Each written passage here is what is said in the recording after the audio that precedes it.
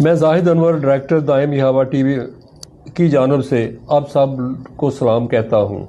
خداوند آپ کے ساتھ ہو اور سدا آپ کو سلامت رکھے۔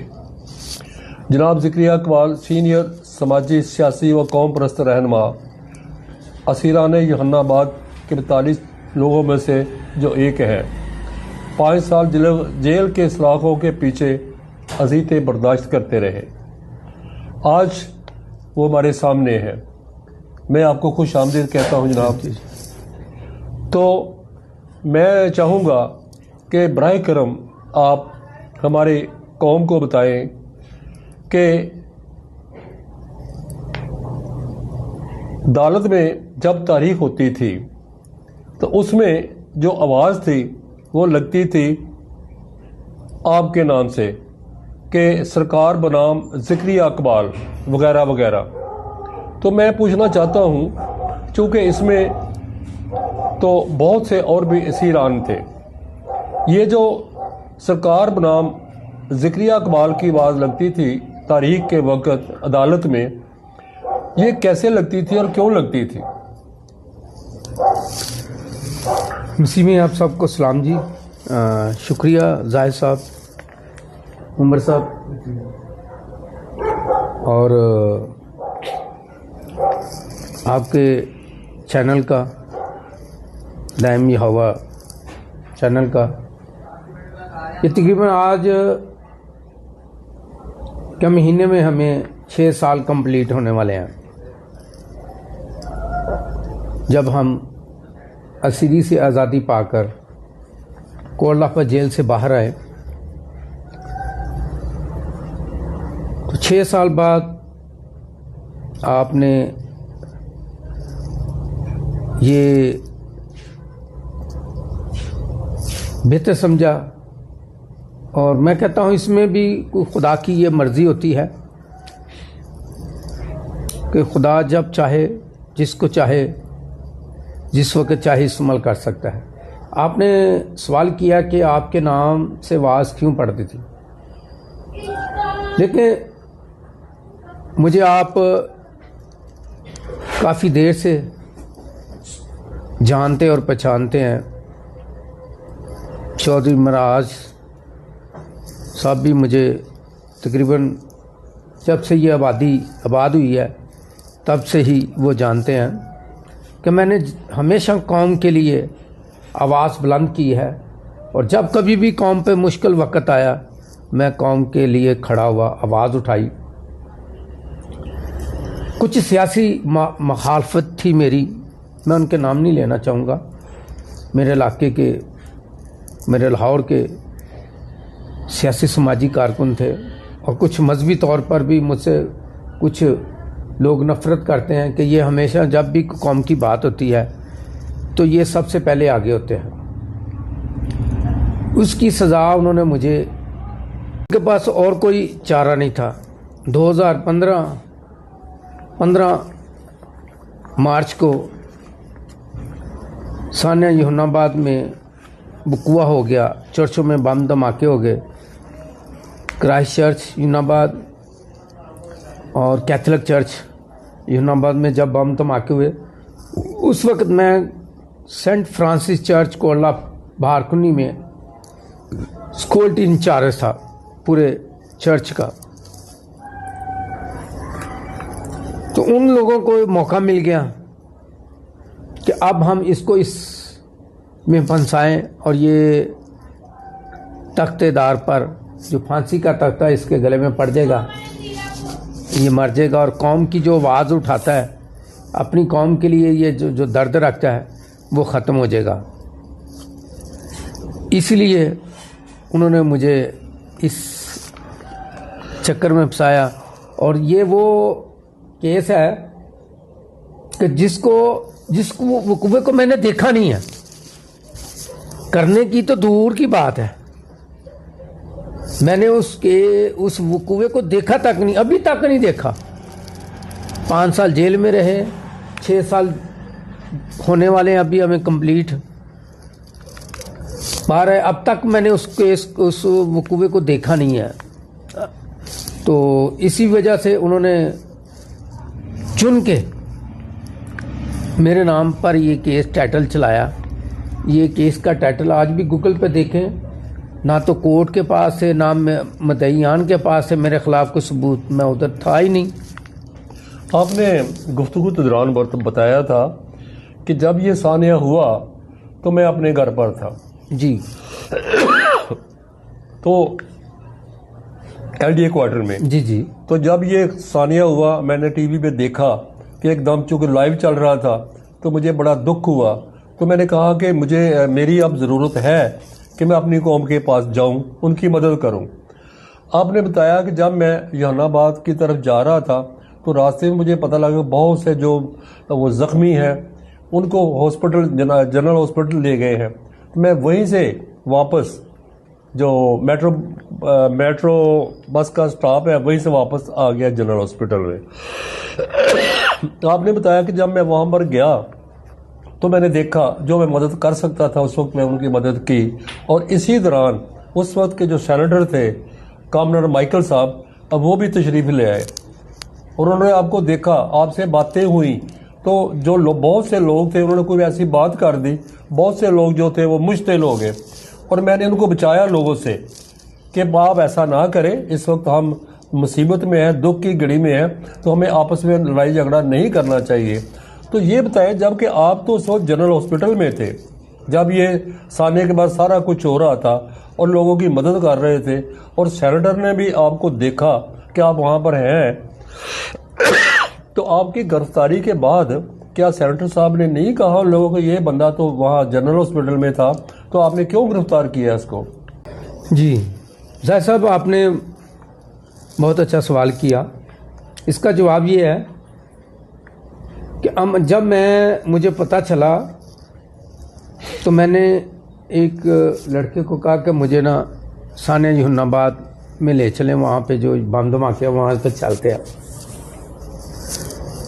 تو جب میں جا رہا تھا تو ایمبولینس مسلسل آ رہی تھی جنرل ہاسپٹل کی طرف. میں نے کہا بیٹا اب سانحہ تو ہو گیا, بم دھماکے ہو گئے ہیں, اب وہاں پہ ہماری کوئی کام نہیں ہے, اب ہمارا کام ہے جنرل ہاسپٹل.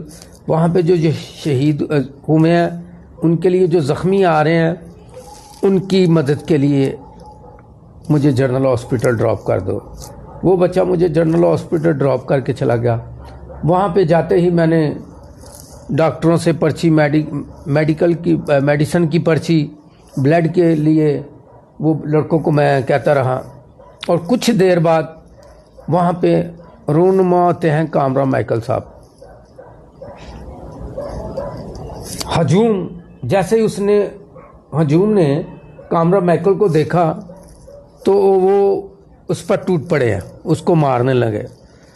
میں نے فوری طور جا کے, یہ کامرہ مائیکل صاحب اس چیز سے شہادت بھی ہیں, گواہ ہیں, کہ میں نے ان کو فوری طور بلاک کیا, لڑکوں کو ڈانٹا کہ خبردار یہ ہمارے مذہبی رہنما نہیں, یہ ہمارے سیاسی رہنما ہیں اور آپ نے ان کے ساتھ کوئی بدتمیزی نہیں کرنی. انہوں نے مجھے فوری طور گلے لگایا اور رونے لگ پڑے کہ ذکریہ بھائی, کیونکہ وہ مجھے ان کے والد صاحب بھی جانتے تھے, وہ بھی جانتے ہیں, ان کی تقریباً فیملی سارے بھائی دوسرے بھی جانتے ہیں.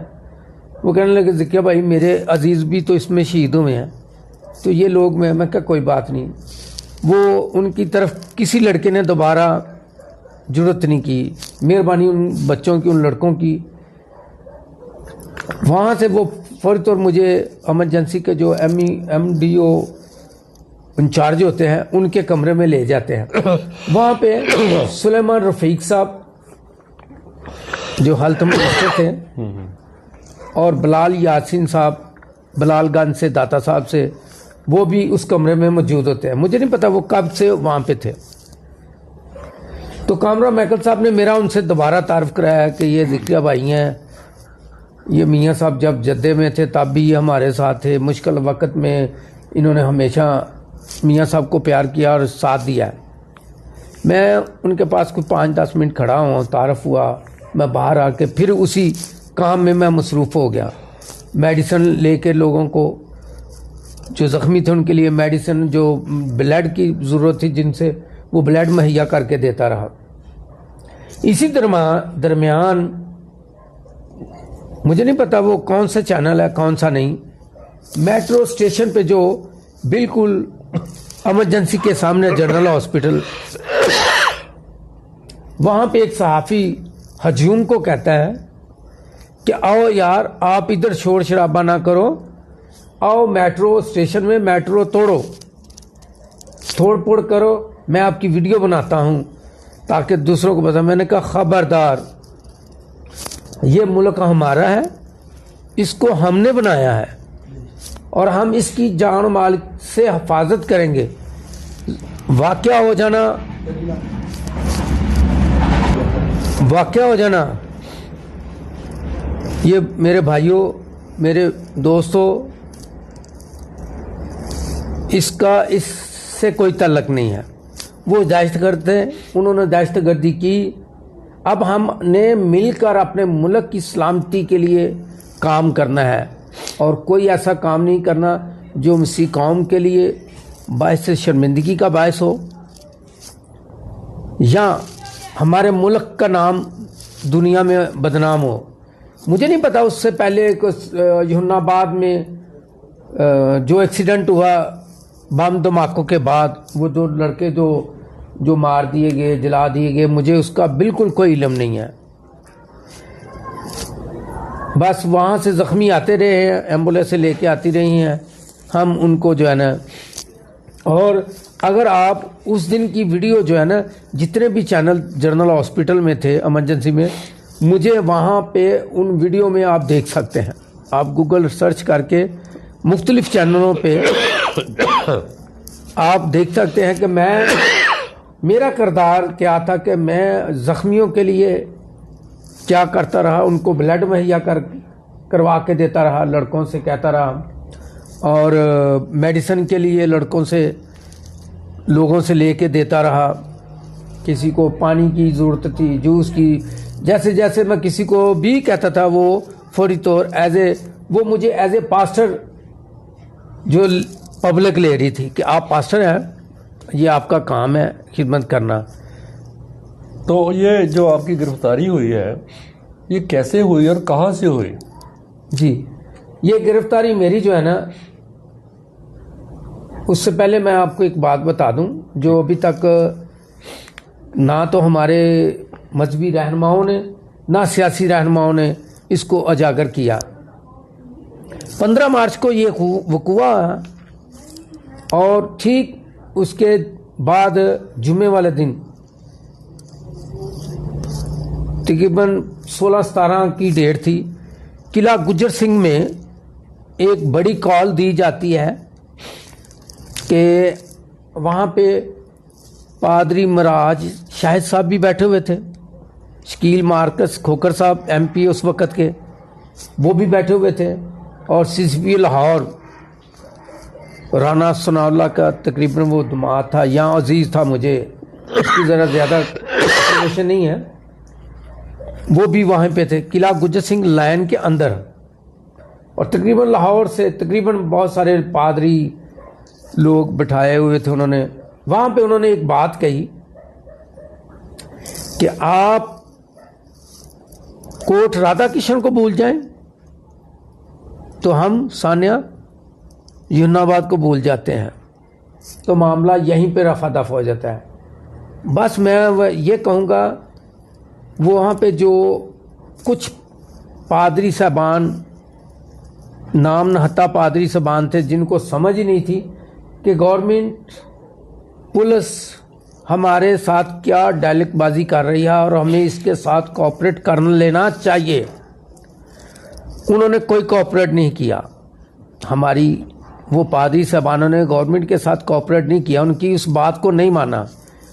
میں کہتا ہوں وہاں پہ اگر شاہد مراج جین صاحب اور شکیل مارکس کھوکر صاحب اگر وہ کہتے جی ہمیں آپ کی اس بات سے اتفاق ہے، ہم ایگری کرتے ہیں، آپ اس کی بات کو چھوڑ دیں، جو کچھ ہو گیا کوٹ رادھا کرشن والا واقعہ، وہ جو شداد و شمع کا ہے، میں واضح کر کے،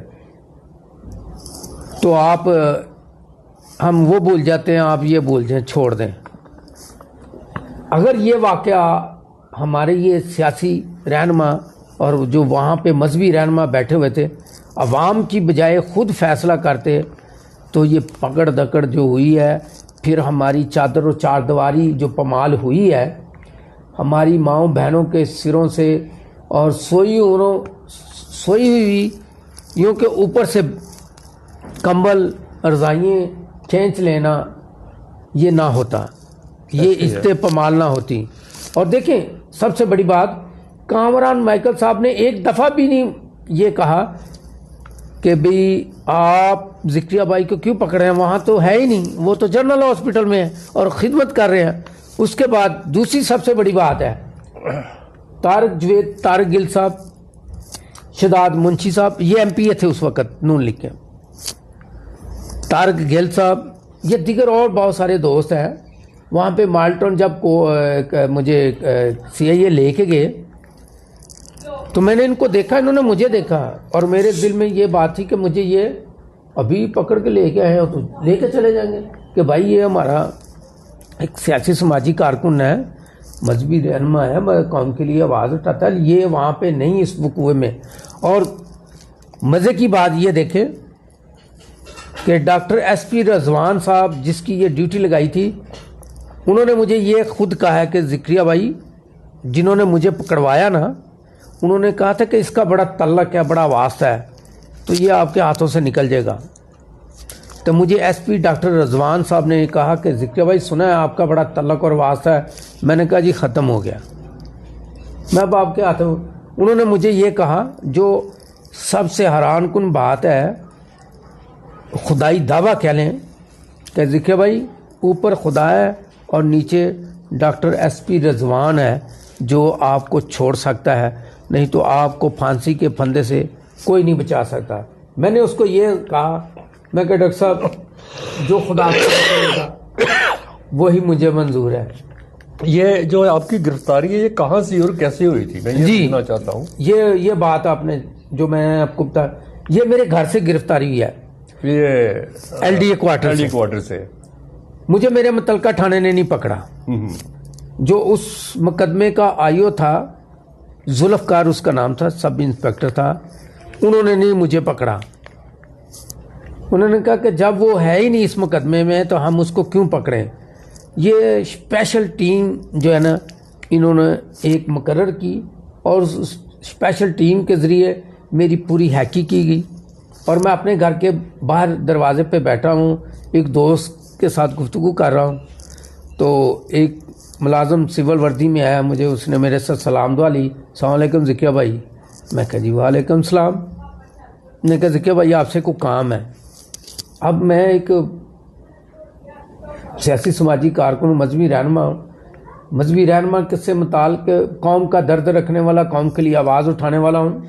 مجھے پتا تھا کہ یہ ملازم ہے، تو مجھے اس نے نا یہاں سے پکڑ، میں نے پینٹ شرٹ پہنی تھی، مجھے یہاں سے پکڑا، میں نے کہا مجھے یہاں سے چھوڑ دے۔ جو اس کے ساتھ اس کا سینئر تھا مجھے نہیں پتا، وہ انسپیکٹر تھا، ڈی ایس پی لیول کا تھا، وہ کہنے لگا چھوڑ دو یار۔ وہاں سے پھر وہ مجھے سیدھا مالٹون لے گئے ہیں۔ پھر وہاں مالٹون تھانے میں یہ مجھے جو جن لوگوں کا میں نے نام لیا ابھی، وہ مجھے نظر آئے، انہوں نے مجھے دیکھا، میں نے ان کو دیکھا۔ پھر اس کے بعد جو ان سے ہوا پولیس والوں سے، نہیں، سوچنے کی بات تو یہ ہے، میں تو اس بات سے بڑا پریشان ہوں کہ آپ کو پتا تھا کہ یہ پکڑ دکڑ ہو رہی ہے، آپ کو پتا تھا کہ یہ جو سانحہ ہے جہان آباد کہ وہاں جو ہوا ہے وہاں اس کی وجہ سے بہت سے لوگوں کو پکڑ دکڑ ہو رہی ہے۔ اگر آپ کی انوالومنٹ ہوتی اس سانحے میں تو آپ کبھی اپنے گھر کے سامنے نہ بیٹھتے، آپ چھپ جاتے، آپ بھاگ جاتے۔ یعنی کہ آپ کا وہاں گھر کے آگے بیٹھنا اور سامنے بیٹھنا، دن دہاڑے بیٹھنا، اس بات کا ثبوت تھا کہ آپ بے گناہ ہیں، آپ اس میں شامل نہیں ہے۔ اچھا، آپ کی گرفتاری ہو جاتی ہے، آپ کو سی آئی اے ماڈل ٹاؤن لے آتے ہیں، اور کتنے لوگ تھے وہاں پر سی آئی اے ماڈل ٹاؤن میں؟ گنتی تو میں کیا آپ کو بتاؤں، کمرے بڑے پڑے تھے، اچھا، نوجوانوں سے لے کر بوڑھوں تک کو ایک کمرہ ہو تو میں بتاؤں ایک کمرے میں کسی میں 100 ہے, کسی میں 200 ہے, کسی میں ان گنت تعداد تھی. ٹھیک ہے. اور جو پولیس سے بن سکا انتقام, انہوں نے وہ انتقام جو اس میں پکڑ کے لا رہے تھے ان سے لیا گیا. اور سب سے بڑی بات یہ ہے, پتہ نہیں اس کے بعد, اس انٹرویو کے بعد کیا ہوتا ہے کیا نہیں ہوتا. چلیں دیکھیں, اس انٹرویو کے بعد میرے ساتھ پتہ نہیں کیا ہوتا کیا نہیں ہوتا, مجھے نہیں اس کا پتہ, کیونکہ ایک انٹرویو میں نے دیا تھا اور اس کے بعد پھر میں اس پہ فائرنگ بھی ہوئی. ایک دفعہ نہیں, 2 دفعہ نہیں, بہت دفعہ ہو گئی. میں نے متعلقہ اپنے تھانے رپورٹیں بھی کرائیں, 15 پہ کال بھی کی. وہ یہی کہتے تھے, ان کا یہ کہنا بھی واجب ہے کہ آپ کسی کو نامزد کریں جب آپ نے کسی کو دیکھا ہی نہیں ہے, آپ پہ کوئی فائرنگ کر کے چلا گیا. اب یہ سوال بہت سارے لوگ کریں گے کہ یہ بچ کیسے گیا. دیکھیں, مارنے والے سے بچانے والا جو ہے نا, وہ ڈر ہے. جب تک میری خدا نے عمر رکھی ہوئی ہے نا, زندگی زمین پہ بڑھائی ہوئی ہے, تب تک مجھے کچھ نہیں ہوتا, میرا یہ ایمان ہے. لیکن مارنے والے مارتے رہتے ہیں. وہ تو ہے. اچھا یہ بتائے کہ یہ جو سانحہ ہو گیا, جیل چلے گئے آپ, 5 سال آپ نے وہاں پہ کاٹ لیے, اور یہ جو آپ کی رہائی کا پیریڈ ہے یہ کب شروع ہوتا ہے؟ کتنے سال, 2-3 سال کے بعد شروع ہو جاتا ہے, 4 سال کے بعد, یا 5 سال کے جب کمپلیٹ ہونے والے ہوتے ہیں اس وقت ہوتا ہے؟ یہ کب پیریڈ شروع کب ہوا یہ آپ کی رہائی کا؟ لیکن یہ پہلے تو ہماری گرفتاریاں جو تھی نا وہ رکی نہیں رہی تھی. ہماری گرفتاریاں رکی نہیں رہی تھیں. ہر مہینے بعد 2 مہینے بعد ایک آدھا آدمی لڑکا لے آتے تھے. جب تک آپ کی فائل کمپلیٹ نہیں نہ ہوگی, آپ کا چلان کمپلیٹ نہیں ہوگا, تب تک آپ عدالت آپ کا کوئی کچھ نہیں کر سکتی. چلان نہیں ہو سکتا جب تک چلان کمپلیٹ نہیں ہوگا. جب چلان کمپلیٹ ہوگا پھر ہی کیس جو ہے نا آگے چلے گا.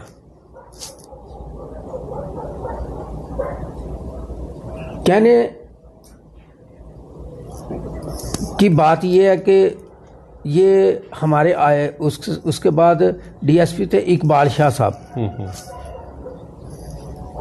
نہایت شریف آدمی تھے. اور یہ بھی میں بات آن چینل یہ کہنا چاہتا ہوں, میں نے وہ وہاں پہ سرکاری افسر تھے, شاہ صاحب تھے, وہ بھی شاہ تھے, مجھے ان کا نام بھول گیا. انہوں نے ڈی ایس پی اقبال شاہ کو, ہارون اور کچھ لڑکوں کو لے کے آئے. انہوں نے کہا یہ کیا آپ نے تماشا لگایا ہوا ہے, آپ چلان کو کمپلیٹ کریں نہیں تو ان سب کو لے جاؤ.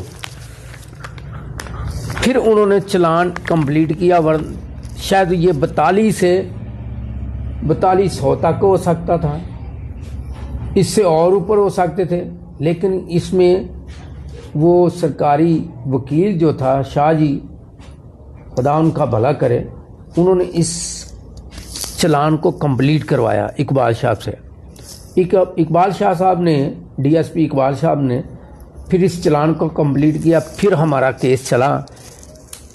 پھر کچھ وقت کے بعد, کچھ عرصے کے بعد ہمارے جو اس مقدمے کی نا تقریباً 6-7 FIR ہیں, ایک نہیں ہے. صرف کرائسٹ چرچ والوں نے اس کے انگیسٹ ایک FIR کٹائی, کیتھولک چرچ والوں نے نہیں وہ کٹائی, وہ بھی نہیں کٹائی. اور یہ کرسچن کمیونٹی کے خلاف ہے نا, یہ FIR جو ہے نا, یہ ہماری ہی قوم کے خلاف ہوئی ہیں. اپنی قوم نے ہی کی, بیچ میں شامل ہیں. کیا ٹھیک ہے, گورنمنٹ کو پتہ ہے کہ غلام رسول نشتر جس نے اپنے ان کو رہائش دی, جس نے ان کو پناہ دی, جس تندور سے وہ چلے, جو تندور تھا پٹھانوں کا, ساری گورنمنٹ کے پاس تھی, لیکن ہمارے لوگوں نے اس پر زور نہیں دیا. انہوں نے ہم پر ہی پریشر ڈالا اچھا، یہ آپ کا ہو گیا، کیس چل گیا ابھی آپ کا، ٹھیک ہے جی. اس میں جو خبر ہے کہ جوزف فرانسس اور فادر مانی جو تھے، اور یہ آپ کی رہائی کے لیے، آپ کے کیس کے لیے پیش رہے اس وقت. اس کے بطور آپ کے جو طاہر بشیر تھے، یہ جوزف فرانسس کی طرف سے، یہ شیخ طالب حسین صاحب ہیں، جوید گل ایڈوکیٹ ہے، نوید عنایت ملک صاحب ایڈوکیٹ جو ہے، انہوں نے آپ لوگوں کے لیے بہت ایفرٹ کی. اس کے متعلق ذرا تھوڑا سا بتائیں. دیکھیں جی، سب سے پہلے جوزف فرانسس، ان کی جو تنظیم این جی او ہے، ان کی طرف سے طاہر بشیر صاحب پیش ہوتے رہے. اسی درمیان میں آپ کو جب ہماری شناخت پریڈ کے بعد یہ 2-3 مہینے تو ہم نے، نہ ہمارے پاس صابن تھا، نہ ہمارے پاس کو پہننے کے لیے کپڑے تھے، اور ہماری جوتیاں بھی نہیں تھیں پاؤں میں. جب ہمیں تھانوں میں، مختلف تھانوں میں رکھا گیا، مختلف جگہوں پہ رکھا گیا، چلان کمپلیٹ ہوا، ہمیں جیل بھیجا گیا، چلان کمپلین سے پہلے جیل بھیجا گیا. تو جب ہمیں جیل چھوڑنے جا رہے تھے نا، تو ایک ملازم تھا، وہ تقریباً اس کا 5.5 فٹ کا آتا تھا، 5.5-6 فٹ کا. وہ جب ہمیں جیل میں کر رہے تھے نا، تو پیچھے سے جو نا وین سے اتر نال ایک دھپڑ کمر پہ ایسے اترتے، ایسے وہ منہ کے بل گرتے اور 7 گالیاں نکالتے تھے، اور یہ کہتے تھے کہ آپ کی قوم کی جو مائیں بہنیں بیٹیاں ہیں نا، وہ میلوں سفر کر کے نا اپنے گھروں کو جائیں گی. ہم نے میٹرو کا اسٹیشن جو ہے نا وہ بند کر دیا ہے یونان آباد کا، اب وہ نہیں کھولیں گے. پھر میرے نالج میں اندر ہی بات آئی کہ آسٹریلیا کی کوئی این جی او تھی، انہوں نے پیسے دیے اور یہ اسٹیشن میٹرو کا بحال ہوا، اس کی ریگولیشن ہوئی، میڈیسن کے بعد جو ہے نا یہ چالو ہوا، پھر اس کو بحال کیا گیا. اور وہ سپاہی کیا کہتے تھے، اب آپ کا یہاں سے نکلنا مشکل ہے. وقت آیا، ہمیں جیل میں جب پیش کیا گیا، اور جیل میں کہہ رہا ہوں جی میرا نام زکریا اقبال ہے، وہ گالیاں اور مارتے تھے. کبھی آپ کا نام زکریا اقبال کیوں ہے، آپ مسیح کیوں نہیں لگاتے؟ بھائی میرا نام زکریا اقبال ولد ولسن جان ہے، میں اپنا نام بتا رہا ہوں جو میرا آئی ڈی کارڈ پر نام ہے. نہیں مسیح لگاؤ. جو کہتا تھا نا کہ میرا نام زاہد مسیح ہے، ایک زاہد پڈی بھی، اس کو گالیاں ہوئے تو مسیح ہے، تیری ماں کی تیری بہن کی، ایسی گلیج گالیاں. چلو اینی ہو، ٹرین کی طرح ہمیں لائن بنا کے ٹی وی کے کمرے میں، کمرہ نمبر 3 میں، جب ہم کوٹلہ جیل میں گئے ہیں نا، تو ہمیں کمرہ نمبر 3 میں وہ ٹی وی وارڈ تھی.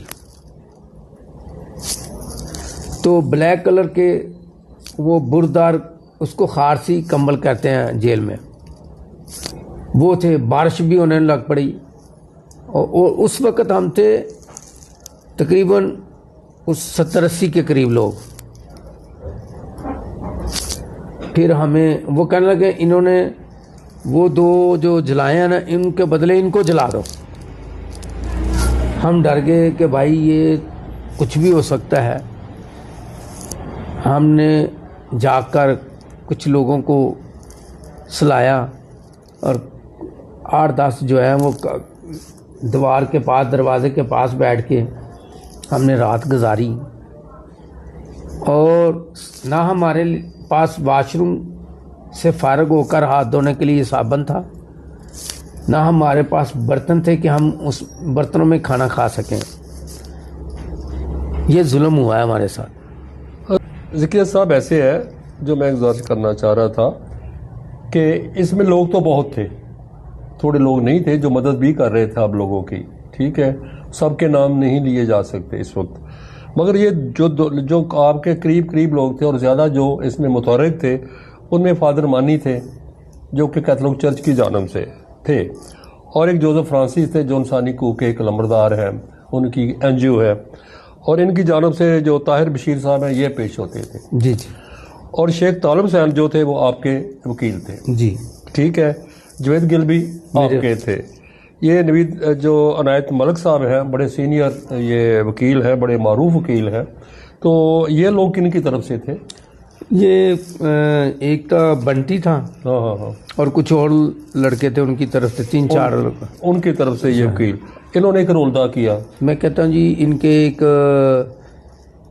بلدرین لا تھے، بنوئی تھے چودھری صاحب، وہ بھی تھے، ایک پرویز صاحب سے شیخو پورہ سے وہ تھے، ایک اور وکیل تھا جو فادروں کی طرف سے پیش ہو رہا تھا، اس میں رانا آپ کے یہن آباد کا ہی تھا، رانا صاحب وہ بھی تھا۔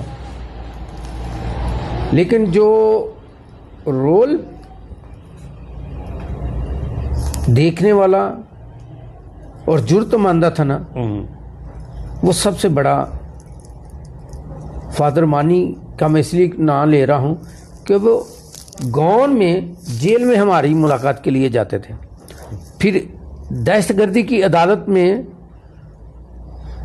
وہ گون میں آتے تھے اور وہاں پہ کھڑے ہو کے دعا کر کے، اور یہ ایک بڑی حیران کن بات ہے، ریجنل دہشت گرد اور نامور لاہور پاکستان کے بدماشوں کے بچے بھی تھے ہمارے ساتھ، اور مقدموں میں بھی مطلوع لوگ تھے، ATC کورٹ میں، دہشت گردی کورٹ میں کوئی عام بندہ تو نہیں، بڑے بڑے نامور لوگ جاتے ہیں، وہ بھی تھے جن پر الزام تھا واگا بارڈر پر، جنہوں نے بم دھماکے کا الزام تھا ان پر، وہ بھی ہم ادھر ہی ہمارے ساتھ ادھر پیش ہوتے تھے۔ وہ کہتے تھے کہ یار جب آپ کا یہ فادر آتا ہے نا تو آپ سب خاموش ہو جاتے ہیں، اور کوئی آتا ہے تو وہ شور آپ کا بہت ہوتا ہے۔ بخشی خانہ چھوٹا تھا، 42 لوگ ہم تھے، کچھ اور لوگ ہوتے تھے، تو چھوٹا کمرہ اور لوگ زیادہ ہوں تو شور زیادہ ہوتا ہے۔ فادر مانی صاحب، جوزف فرانسس صاحب، انہوں نے بات چلائی، اور برام موزم صاحب فادر مانی کی طرف سے وکیل وغیرہ لے کے آتے تھے، وہاں پہ ہمیں کچھ لوگوں کی مدد بھی وہ کرتے تھے۔ ان لوگوں کا بڑا کردار ہے۔ پھر بعد میں انور فضل صاحب کا ایک رول آتا ہے، جو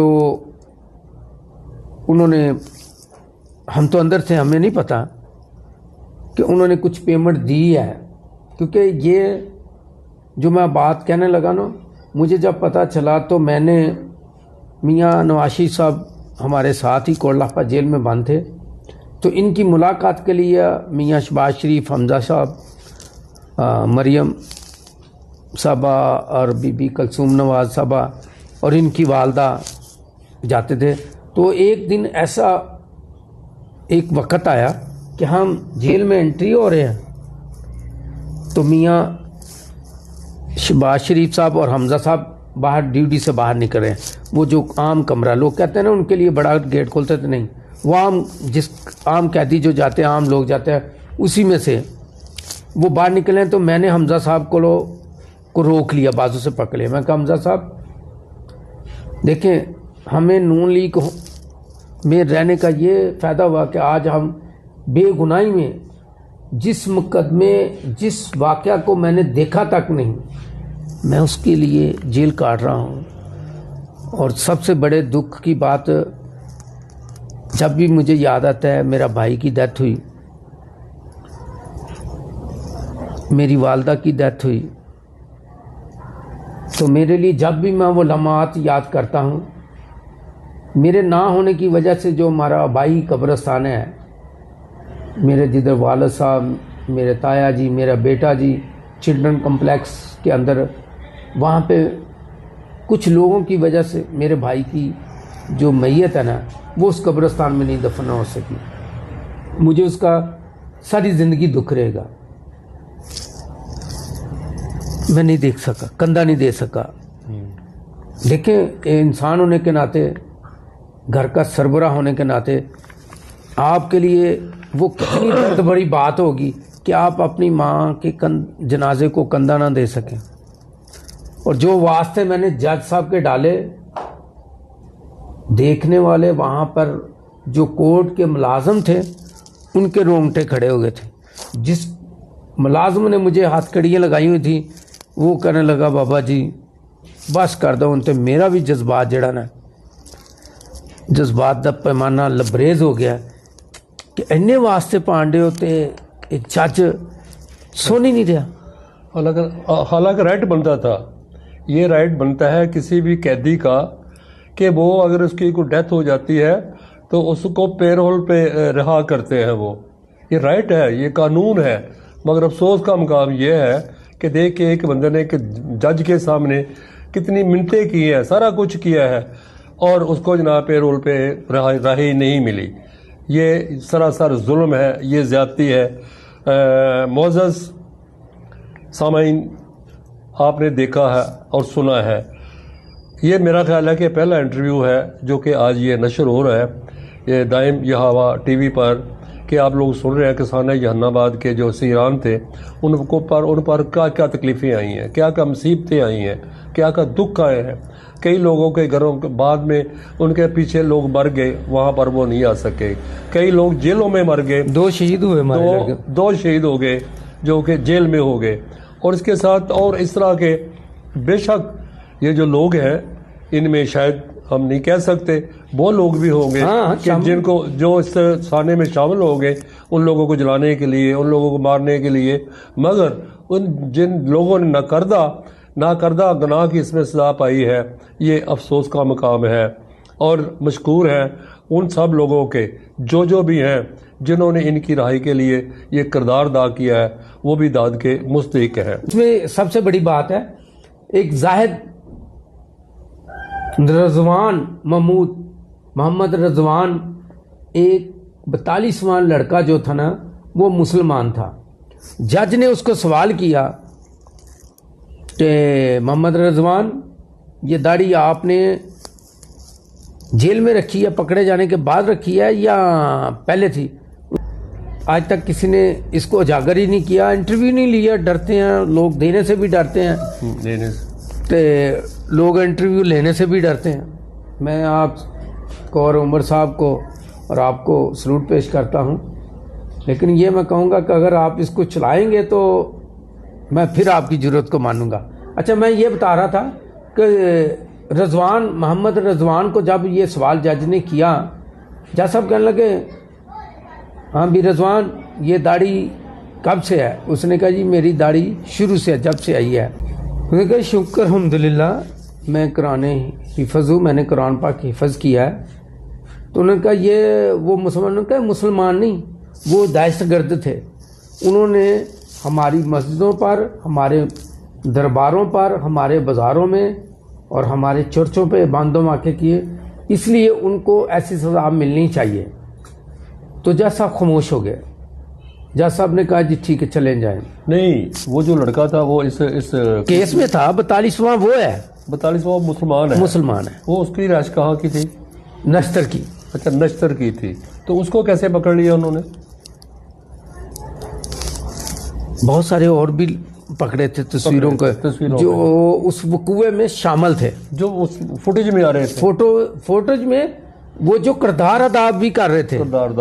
اس نے ایک بڑی اچھی بات کہی. اس نے کہا جی یہ مسلمانوں کی بات نہیں ہے, ہم پاکستانی ہیں, اور اس نے دلیری کے ساتھ عدالت میں کہا کہ ہم نے وہ دہشت گرد مارے ہیں جنہوں نے ہماری مسجدوں میں, ہمارے مدرسوں میں, ہمارے درباروں میں, ہمارے چرچوں میں, ہماری پارکوں بازاروں میں دہشت گردی پھیلاتے ہیں, ہم نے ان کو صحیح مارا ہے. جناب ذکریہ اقبال صاحب, ہم آپ کے بہت مشکور ہیں کہ آپ نے سانحہ جہان آباد پر آج گفتگو کی ہے, اور بہت سے جو حقائق ہیں ان کو آپ نے اجاگر کیا ہے, تاکہ عام لوگوں کو جو لوگ اس سانحے کے متعلق نہیں جانتے کہ کس طرح گرفتاریاں ہوئی, کس طرح رہائی ہوئی, کس طرح جیلوں میں یہ لوگ رہے, تو آج انہوں نے آپ کے سامنے وہ سارا منظر کشی کی ہے اس وقت کی. آپ کے بہت مشکور اور آپ کے بہت ممنون ہیں جی. Thank you.